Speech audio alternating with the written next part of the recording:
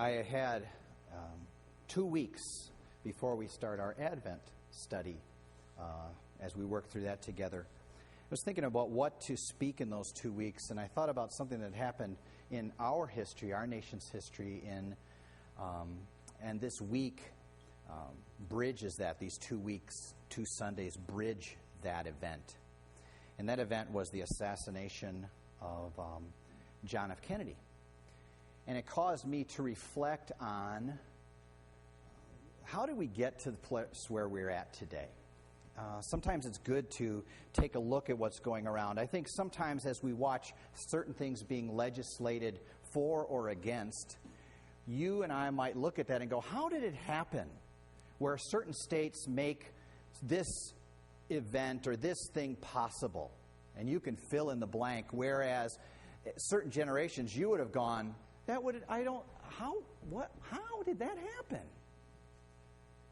And I don't think that what happened 50 years ago this Friday was the moment, as Time writes this week, the moment that changed America.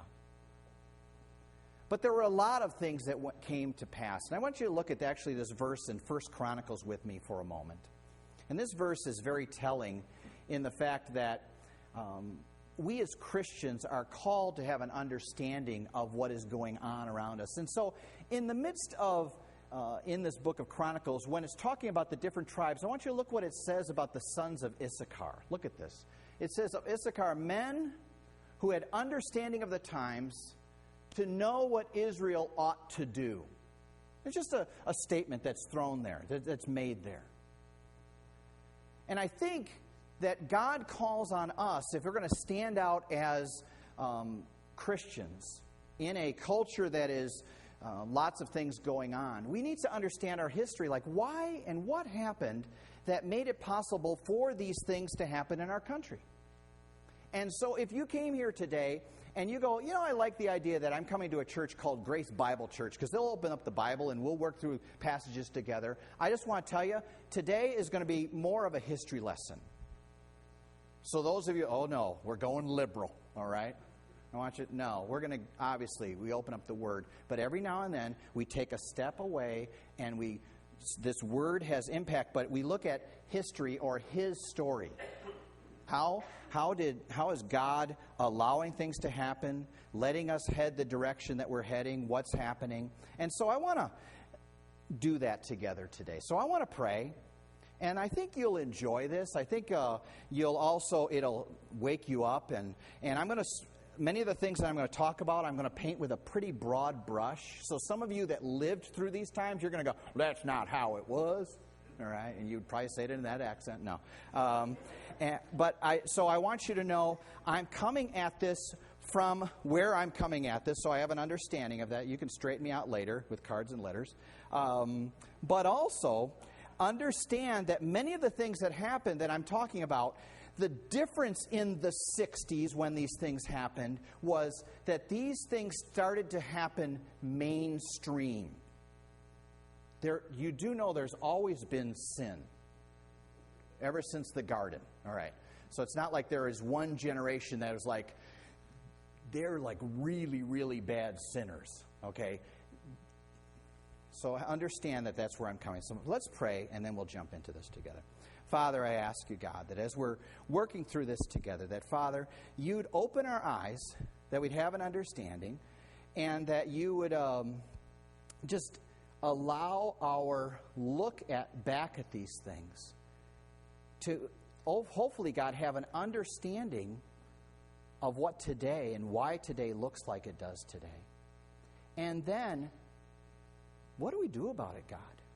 50 years have gone by this week since this president, the president of the new frontier, so young, what many called Camelot. Obviously, we know years later what was going on behind the curtain. But, Father, there were new hopes and dreams, and yet there were some other things going on. And so, Father, would you help us to have an understanding of what went on? And then what do you want to do now, God? Help us with that. In Jesus' name, amen. Sometimes it's good to listen to some songs, to have an understanding as you listen to some songs of what went on with... You don't need to show the video, by the way.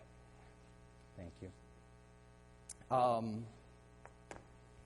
To have an understanding of this time. So we have...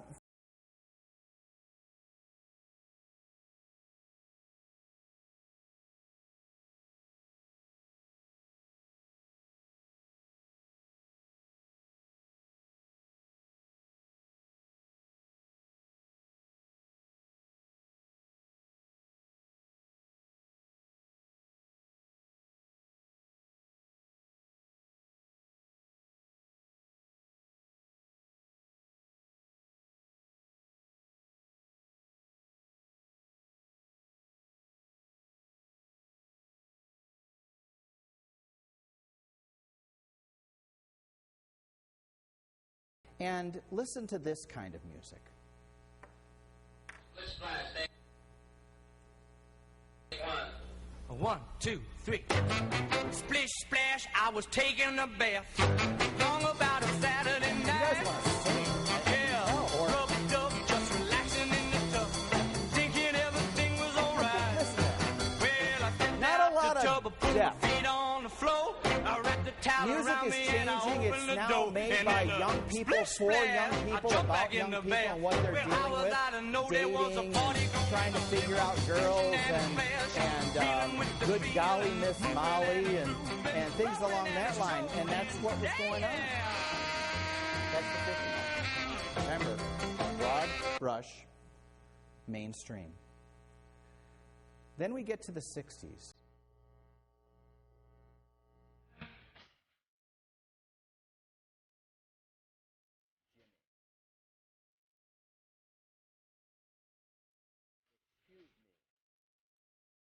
Purple haze.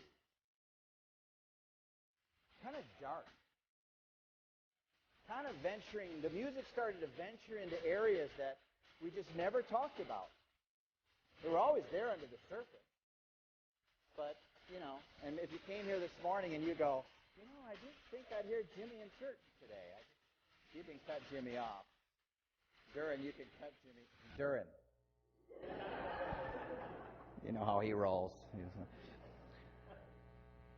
Tom Brokaw writes in his book, Boom, which is the voice of the 60s, personal reflections on the 60s and today. He calls the 60s generation, or this time of the 60s, the fault line of American history.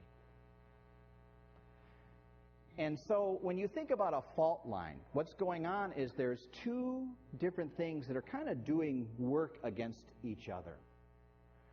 And something's got to break. And some of the issues that were finally dealt with in the 60s were always under the surface. We're going to talk about some of those things today. They were always there. But let's face it, 1900 hits, and a little into the 1900s, 2 world wars go on. A depression. And we're just trying to survive. We're just trying to eat. We're just trying to work through things. And so finally, when peace is declared, and I think when Johnny comes marching home again, hurrah, he thinks, this is going to be great. I'm going to give my kids everything they want. They're not going to have to fight. We're going to have these different things. They're going to love me.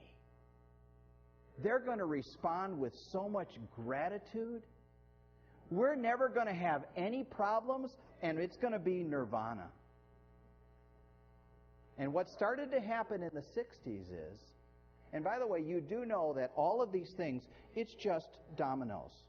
We have the 30s and the 40s and the 50s, and it just happens, and that's what happens. These things build on one another, and something has to break. And what I believe goes on is this. There are well-meaning people that are in the midst of it, even those that are not believers, that are trying to figure out life. And they're trying to figure out how to fix things. And without Jesus Christ, this is what happens. So some of the things I'm going to mention to you are good things that happened that needed to be addressed. It's almost like Martin Luther King said, Martin Luther King Jr., when he got to the point where he said this, he said, I am bringing a check to the American people that I'm about to cash. A check that should have been taken care of in 1864. And it took 100 years before that was taken care of. Because you see, some people would say, oh, I'd love to get back to the 1950s. That's when things were right. What if you were a black person? What if you were, and I could fill in some blanks. The bottom line is, there's always been problems. But what started to happen in the 60s, and we reflect on it this week, is things just came out. So let's look at this together. I want you to look at one of the most popular shows of the 1960s that each week communicated kind of the struggle that was going on in a comedic way. It was a popular show. Do you guys remember it? It was something that just you had to think really deeply about. And it was called The Beverly Hillbillies. Okay. Now, if you can look at those four characters for a moment, can you look at them and say, who would be the character that was the hard and fast, these things are the way they should be, they used to be this way, and we should stay with those old ways? It's a real obvious answer. Yeah. Granny. All right? Then you had the one that was everything new. Whatever the California winds blew, this person wanted to try anything and everything. You wanted to be a brain surgeon or this or an actor or this along the... Do you remember who that was? Yeah. That was Jethro. Then who was caught in the middle of it? Trying to bridge those two things. He's right on the fault line. He's trying to bridge. Old Uncle Jed. And you know Ellie Mae was just there because she was a good-looking blonde. Let's face it. That's the only reason that she was on the show. All right? So let's work through this together, looking at these different things. If you want to take notes, pull out your... And by the way, I hope this creates some conversation when you guys go home talking to parents and grandparents. Go, really? Was this the way it was? So that you'd have an understanding. And I think it'll be fun for you to think about it, and sobering in a lot of ways. The first segment that I'd like to talk about is just the whole idea of how war was viewed. Okay? This is the first generation that saw the capability of life being totally incinerated. Now, if you think about that, we heard terms, or that generation was listening to terms like communism. We're probably going to have to go to a light font, guys. Cold War, nuclear war, intercontinental ballistic missiles, the whole idea of overkill. It wasn't just, I remember this being talked about in class, that it wasn't just nations could destroy a nation, it's nations could be destroyed 10, 20, 30 times over. Look at that right there. This was, back in the day, this was a bomb shelter. People were building bomb shelters. Anybody remember this?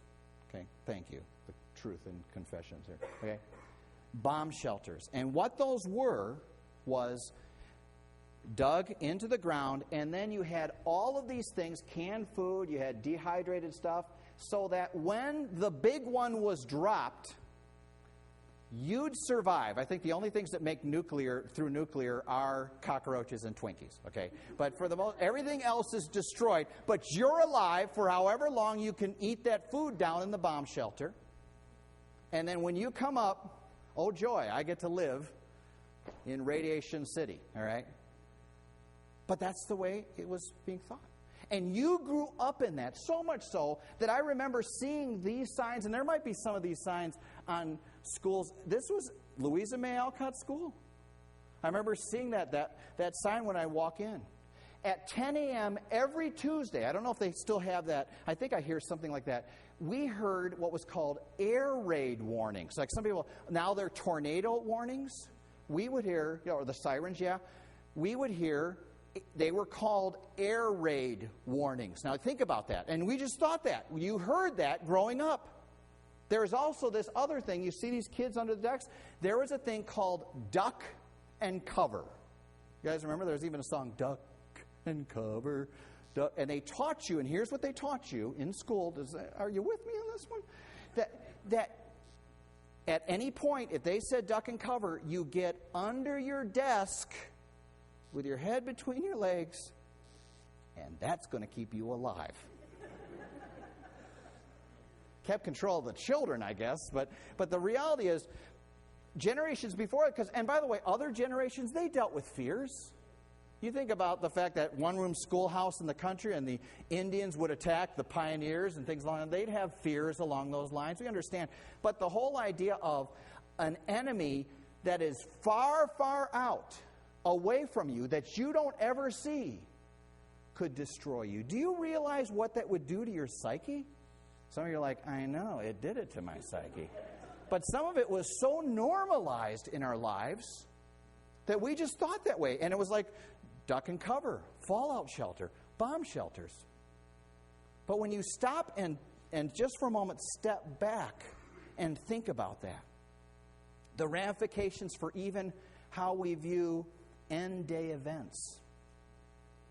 The apocalyptic movies that came out. Remember the movies that came out? These thoughtful movies like Godzilla and Mothra. Do you remember where those came out from?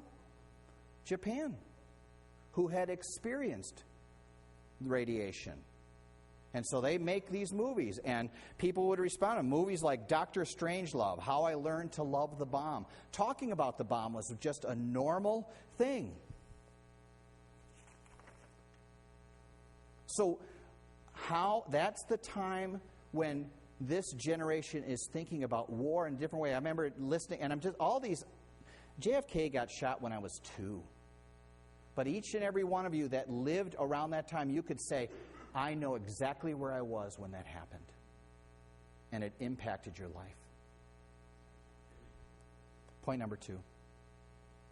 The whole idea of race. Race.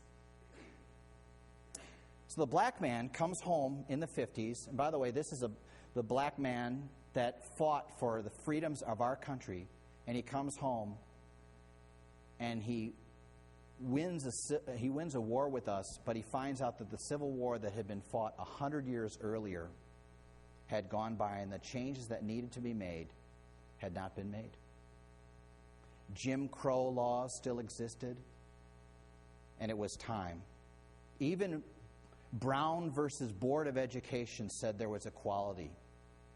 But people like, you see here up in the left, George Wallace, maybe you saw that scene in the movie Forrest Gump, where he stood, segregation now, segregation forever. Union troops had to come into Confederate states to make sure that it happened. And so we have a gentleman marching named Martin Luther King Jr., and he takes steps. And by the way, when he first came, he wasn't necessarily looking for integration. He was looking just for voting rights. Because what was going on in the South was black men and women were not able to vote. But then even he gets shot. But before that, we see in 1964, you see LBJ turning and shaking his hand because that was the Civil Rights Act of 1964 that is signed. And then Martin Luther King Jr. gets shot. And there's urban rioting, and there's cities burning all over, so much so that LBJ has a map in his office of the hundreds of cities where those things are going on. And he could look out of the window of the Oval Office and see smoke and fire burning in Washington. You talk about the impact on a group of people. Because, and I keep wanting to give you an understanding of this. Why do people think the way they do today? Is because young people that are educated at this time, that are trying to make sense of things. And by the way, out of the 60s, this is in my opinion, one of the most redeeming things that happened. It was wrong what happened to the black men and women of our country for years and was allowed. And I'm so grateful that it was at least a Baptist pastor that stood up and did something. But as these things, and I'll keep going here, as these things kept going on, in this petri dish called the 60s, there were individuals that you and I saw that were involved in things and were being educated. So much so that we even see one of our presidents, 2 or 3 presidents ago, one of the main things that was used in his candidacy, and you'll remember this, was him as a boy shaking John F. Kennedy's hand. Do you remember this picture? Why? Because we wanted to bridge it. But that young man and his wife were educated in the 60s, and it allowed them and affected them in such a way so that ultimately when we get to here, good things or bad, this is why they think the way they do. People without God, many of them, trying to make sense, trying to figure things out. Point number 3. And by the way, there's so much more we could say about a lot of these things. The USA. The USA. Vietnam exemplified this. The whole idea of patriotism changed. Vietnam polarized our nation. There was a fear of what was called, I don't know if you remember hearing this, there was a thing called the domino effect. It was stressed that if this country fell, they could be littlest countries, if they fell under communism, and just that ultimately the whole world would be affected by communism. And so there was such a fear of that we moved into Vietnam, and it became more of a police action, that's what it was called, than a war. We had won 2 world wars, and we could not beat a place that we could not even find on the map. And it was confusing. And it was the first war where the media turned against the military. And protests began. And there was a total hatred. And there was a lack of patriotism. And I know some of you may go, no, we were patriotic, but I'm talking mainstream. Things that were put on the TV, on maybe the 1 or 2 channels that you had, that people were seeing things going on that they would never have seen before. And this is the time that it happened. Point number 4, family. Family. The whole idea of feminism. Women, and by the way, I want to repeat this because I know some of you may be sitting here and go, are you ripping on all these things? I'm not. There are some good things that came out of the 60s that should have happened a long time ago. And it is people of the world trying to make sense and trying to do the right thing. But sometimes going too far or not going within the boundaries of what God is calling. And by the way, do we expect the world to do any different? Women had worked since World War II, and obviously they've worked before that. You get cards and letters with that one. But Rosie the Riveter, girls actually started going to college more and more. And the idealism of getting equal pay, I think many of them were going to college thinking, I'm going to have equal pay for the equal work. But it wasn't happening. And then we have a lady up there in the upper left named Betty Friedan. She writes a book called The Feminine Mystique. And she's starting a movement that basically is saying that women, they go to bed as a wife and a mother. They've got a frustration because they weren't experiencing all that they were supposed to experience. starting things like the National Organization of Women. And I believe that at that time, from what I've heard from history, there were many Christian women that felt the same way, and rightly so. But they weren't going to go hook, line, and sinker to what Betty Friedan was saying, because what she was saying was basically toss off all restraints. And this, I believe, is what happens with movements. Groups that are put down or not listened to or not try to understand, and it doesn't mean we have to agree with everybody, but just, well, I'm trying to understand what you're saying.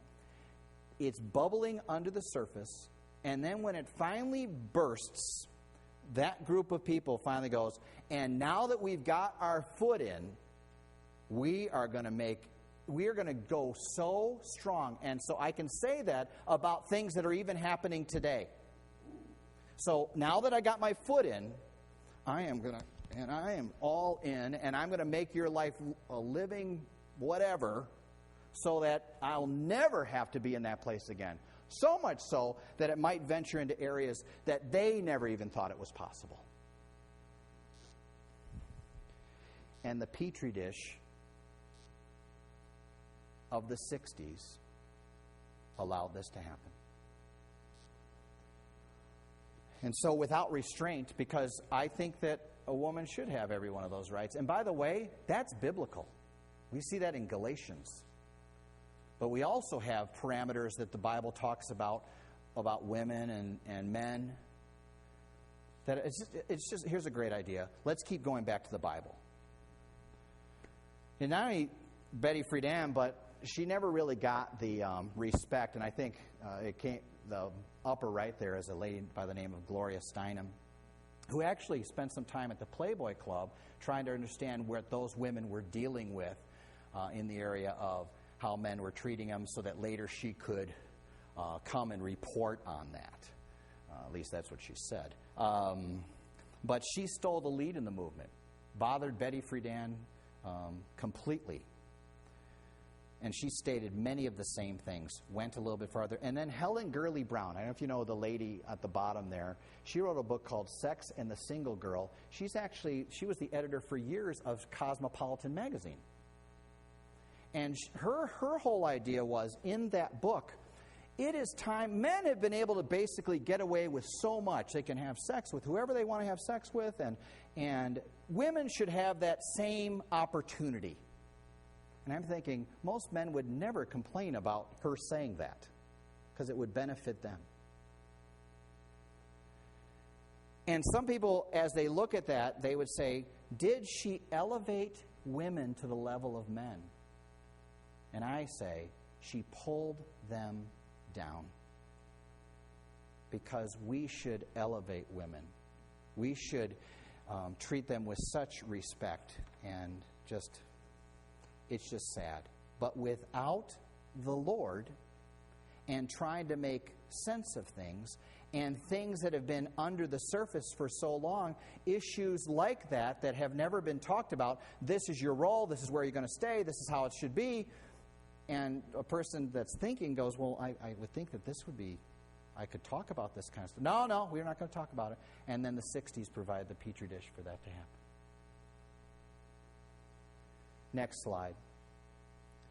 At the same time, there was a gentleman that actually said a lot of great things. I remember hearing about things about him in a negative way, Dr. Benjamin Spock, who wrote a book called Baby and Child Care that became a very a bestseller. And it was a turning point when it came to disciplining and raising children.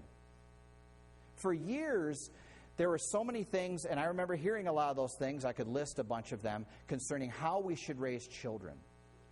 And they said, no, you don't want to hug them too much. I'm talking about the traditional thing. You don't want to hug them too much. They might become too dependent on compliments and love and nurturing and things along that line. Spock comes along, not live long and prosper. Spock comes along, and he starts educating. No, actually, it's a really great thing if you show your kids some affection. And he was saying things that were actually culturally out of the norm.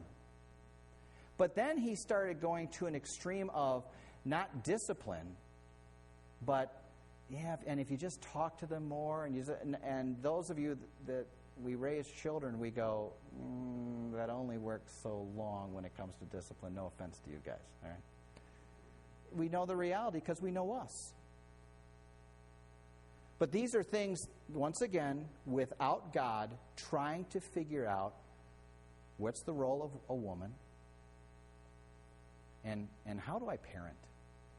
In the 60s, gave this as an opportunity. Point number 5, this is a biggie. Sexuality. Sexuality. Before the 1960s, discussion on sex was forbidden. I mean, I don't know if you ever watched Dick Van Dyke. They've got separate beds on Dick Van Dyke. Lucy, on the Lucy Show, could not even say the word pregnant. I'm not kidding. I remember Jack Parr told a joke about a water closet. And there was an uproar. And some of you are going, what's a water closet? Ask your grandparents, all right? It started, a big part with, this started with a guy named, on the left here, Dr. Alfred Kinsey, and that actually started in the 50s.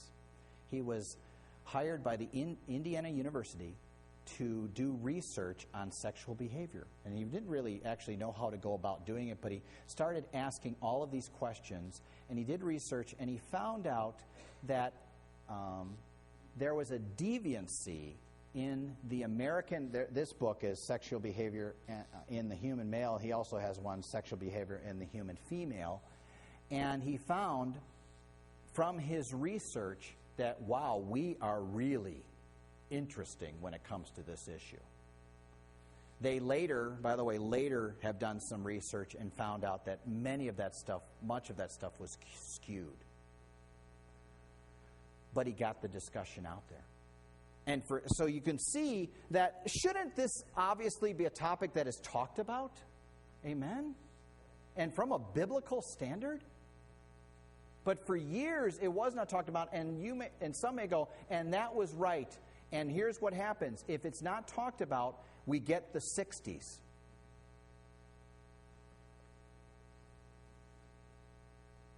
The next thing I want to mention is the guy in the upper right-hand corner, who I think was one of the most brilliant promoters and propagators and advertisers and marketers of our country's history. It's a guy by the name of Hugh Hefner. And Hugh Hefner, now listen to what I'm about to say, cleaned up pornography. Boy, did it get quiet. He's a 50s hippie, free love, open marriage guy. And he figured, I'm going to make money with a men's magazine. See, before that, and I've talked to some older guys about this stuff, before Hugh Hefner, much of pornography was smutty, dirty, looked nasty. And he said, I want to make this thing mainstream, mainline, for mass consumption. So what I'm going to do is I'm going to spend money to make money. I'm going to have these glossy photos. I'm going to make it the best I can, that I can. The original logo that he was thinking about, he was going to put it was going to be a deer, but then he found out there was a magazine called Stag. So what did he do? He goes, I'll make it a bunny. I'll make it something that is harmless, but pretty busy when it comes to sexuality. I'm going to, when I pick girls, I'm going to pick the girl next door, and I'm going to put them in situations and in settings that look so harmless. And here's what I'm going to call her. Now listen to this. I'm going to call her a playmate. You see how demonic this is? And I'm not, before him, the whole idea of the person that is going to be photographed, they could be poor, whoever, just to take advantage of. I'm going to pick educated, and I'm going to pick intelligent women. And I'm even going to pick celebrities. And I'm going to have an air of sophistication. And then here's what I'm going to do when I make this magazine. I'm going to put articles in it.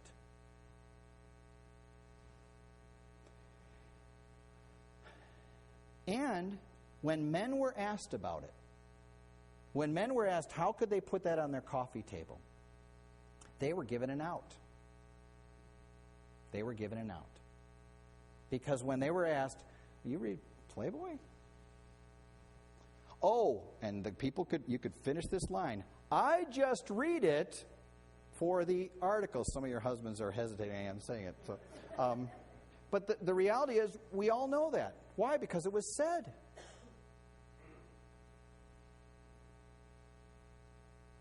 And now, thanks, in my opinion, to one of the most destructive men. And by the way, if he didn't do it, somebody else would have. One of the most destructive men in our nation's history fueled and helped an industry that is going on now that makes billions of dollars, more money than all sports leagues and organizations combined. And so how are we in the situation that we are in now? Because way back in this Petri dish, it happened. Nudity becomes mainline. Movies like The Graduate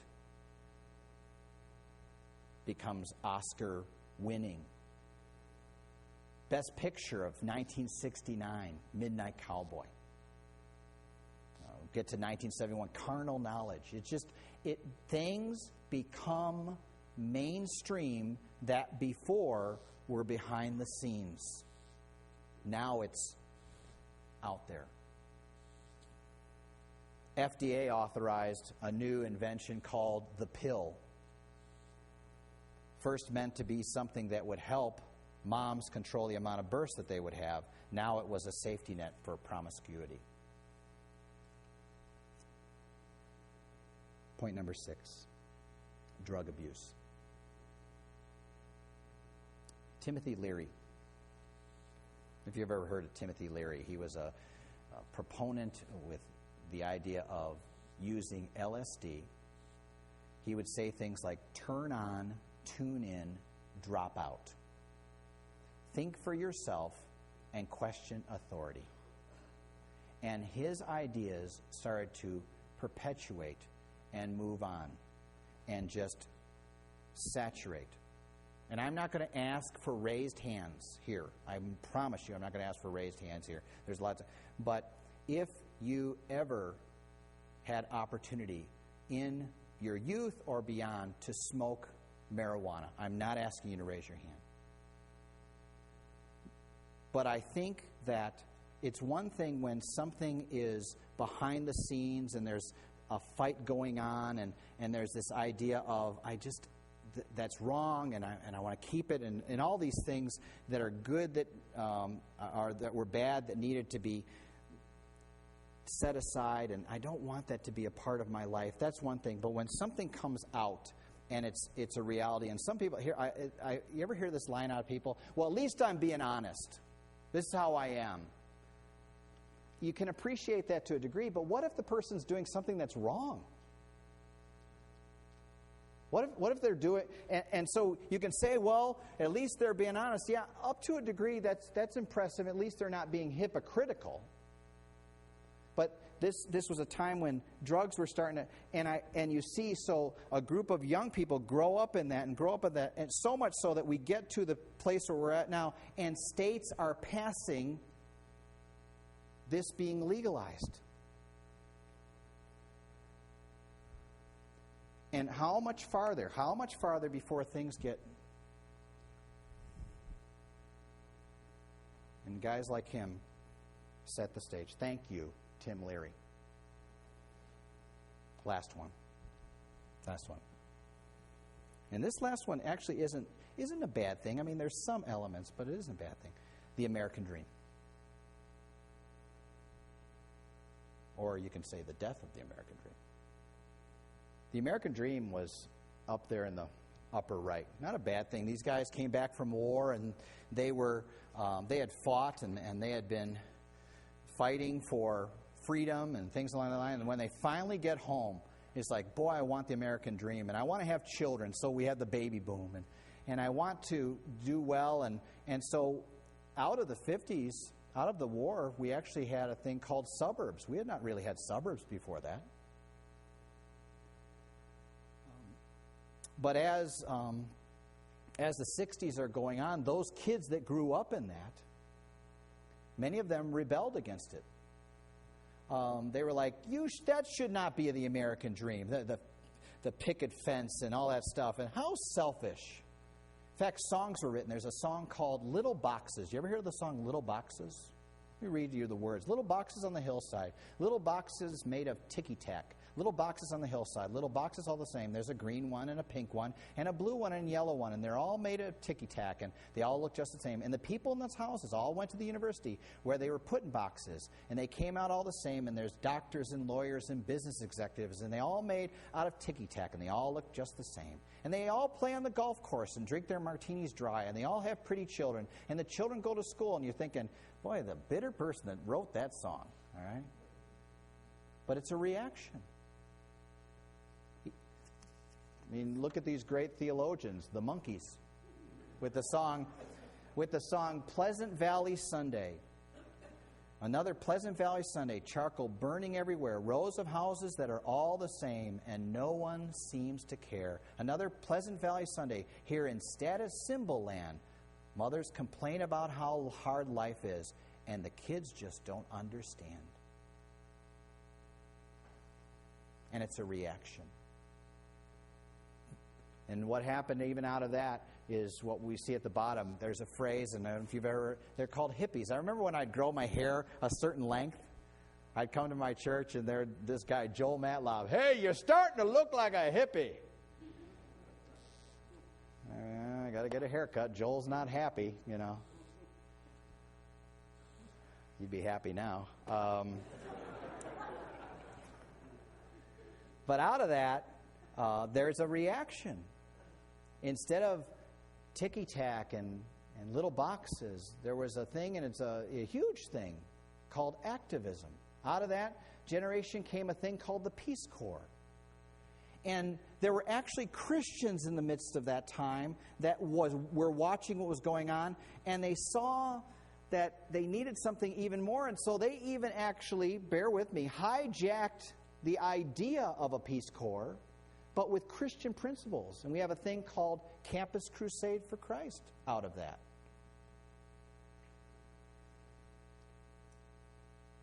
Proverbs 14:12.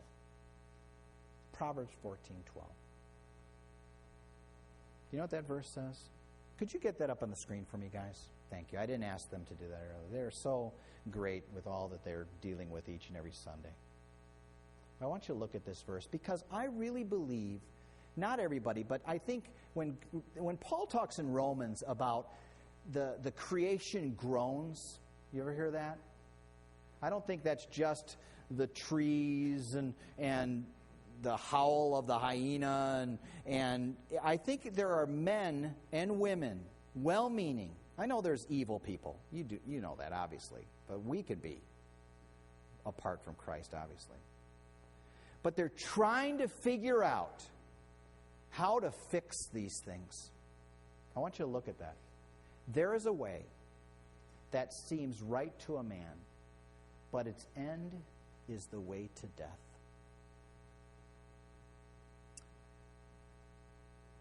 We've come a long way in our country, good and bad. I mean, you think about the strides that we've made. I want to commend our nation in one way. I mean, there's many ways, but when you look back, do you realize the experiment that is America? You do realize that most countries, for the most part, in their settling and things like most countries, have been, there's a certain group of people with a certain language. You do know that. They pretty much, I know that you could say, no, I know a lot of people. No, okay. But for the most part, that's the deal. But America, for years it was called a melting pot. You ever heard that term? I think it's more of a mosaic.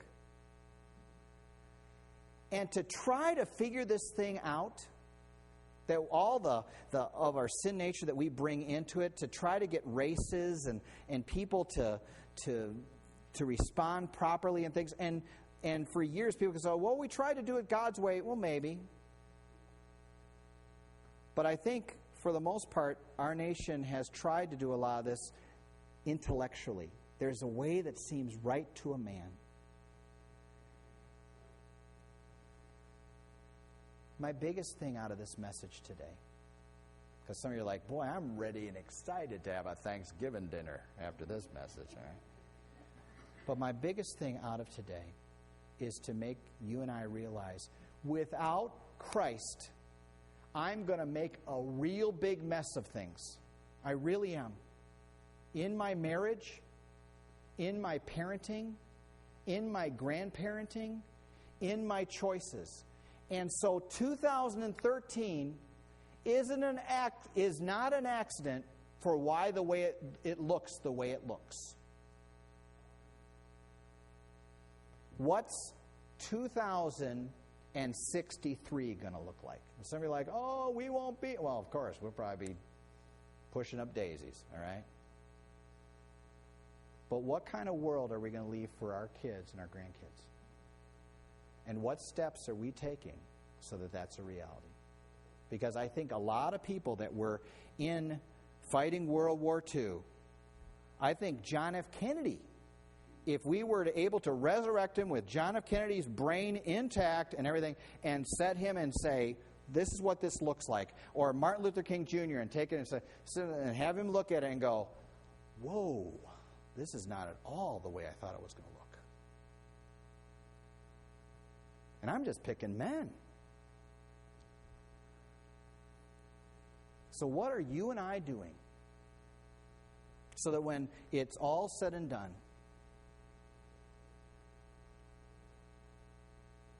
we're creating, by the power of Christ, an environment so that, like our teacher in Sunday school, and with this I wrap up. Matt Chandler was talking about this today, and he says, I have a fantasy. I love this. He goes, I have a fantasy, and that is, I fantasize about the fact of me sitting on our front porch with my wife and a cup of strong coffee, and we're excited about the salvation of our grandchildren. We're 80 and 75 or whatever, and we're just excited about what God's doing in the life of our grandchildren. He goes, and you know what helps me with that fantasy? Is right now how I'm living. And I see a woman, and she's attractive, and she's actually kind of flirtatious with me, and as we're spending time together, and we flirt back and forth and things along that line, and then I'm like, how did I get in the midst of this thing that I shouldn't have been in? So that I got to have my brain go back to the fantasy of sitting on the front porch with my wife with a strong cup of coffee, excited about the salvation of my grandkids.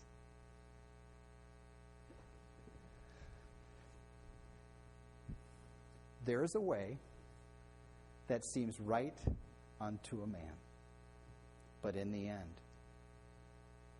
that flirting leads to death. Those stupid choices lead to death. Let's have some really good ideas, fantasies, ideas that are biblically tied. So what's it going to take to turn our country? I think it's going to take Christians on their knees before Jesus Christ, and that a personal revival would begin in our lives. And not so much worrying so much about other people. How are you doing?